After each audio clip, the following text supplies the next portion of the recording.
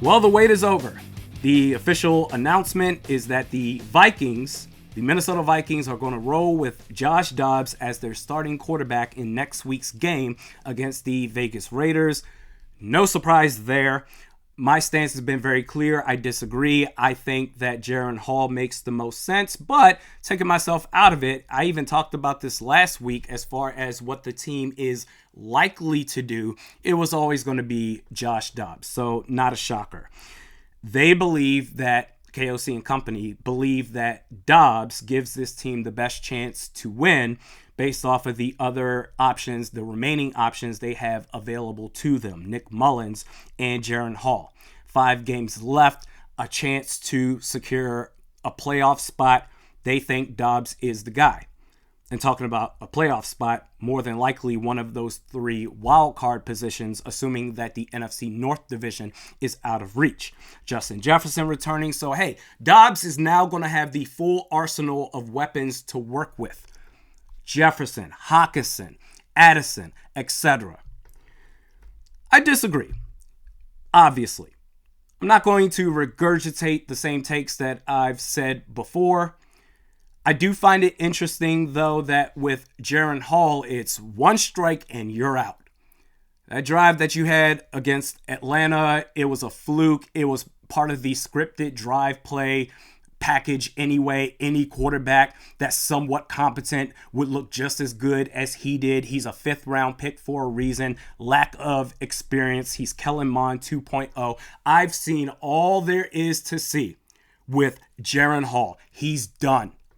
While at the same time, Josh Dobbs, who's been working the same at bat for 7 years, every excuse that we look for to justify as a foul tip to keep the bat going, what does he do? He turns the football over, relying on a quarterback who consistently gives the ball away to the other team, especially in this situation where you're trying to guarantee a playoff spot for you, the team, is a recipe for disaster.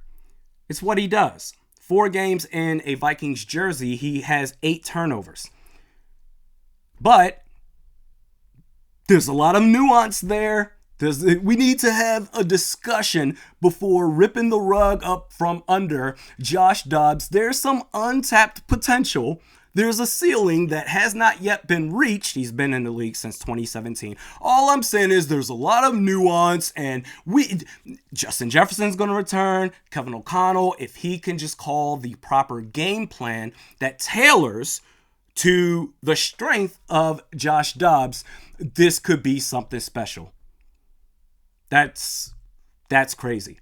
But what has the number one issue been, or if not number one, I don't want to argue semantics, but one of the biggest problems of this 2023 season for the Vikings has been turnovers, Dobbs or no Dobbs.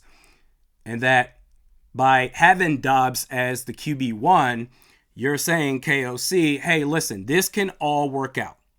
All you need to do, Josh Dobbs, is not do what you always do. Give the ball away to the other team. But I don't necessarily believe that Kevin O'Connell believes that. This goes back into my bigger point that I believe KOC just doesn't have the courage to make tough decisions. In fact, it's more than a hunch. It's based off of the words that he said. I paraphrased this last week, but the direct quote really, me paraphrasing doesn't do the direct quote any justice. I'm going to give this to you verbatim.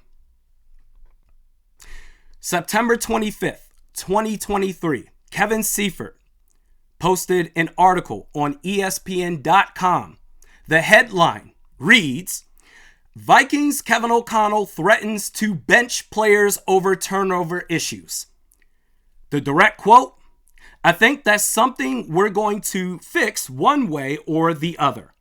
Either guys are going to fix it or we're going to have to put other guys in the game that have ball security. And then after the Bears game before the bye, KOC talked about how he He's going to weigh all options when it comes to the quarterback position, saying, quote, when you're looking at our skill group overall, I think the quarterback position needs to be evaluated to just figure out what we think gives us the best chance to win, both in the individual skill sets of all three of those guys, and take a look at that from the standpoint of what's the best fit right now for our team.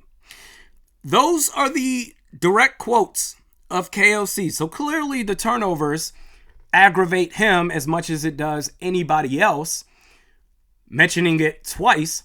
But I believe that KOC would rather leave well enough alone and not ruffle any feathers, which is sometimes required by the top of the food chain at the leadership role. That's you, KOC. You are in charge of everybody in the locker room, the players and the coaching staff. This is the third example of that this year. The run game, now that Justin Jefferson is back, those two receiver sets, who do you think is going to be the second wideout out there with number 18? The guy that scored 7 touchdowns as a rookie, or the guy that has tenure, the veteran? We know what the answer is to that. At some point, man, Kevin O'Connell, it's time to start delivering on the coaching aspect of your job. Building a culture, you have done that successfully. The players, they trust you. They believe in you. And that's great. You need that. But X's and O's, we talk about conservative play calling, sometimes having to bench players that aren't performing, especially if you say that yourself. It's the equivalent of me with my toddlers. They're acting up. I'm like, hey, clean up the toy room. It's a mess everywhere. They know I'm not going to do anything, even if I threaten a timeout. You got to start delivering, KOC.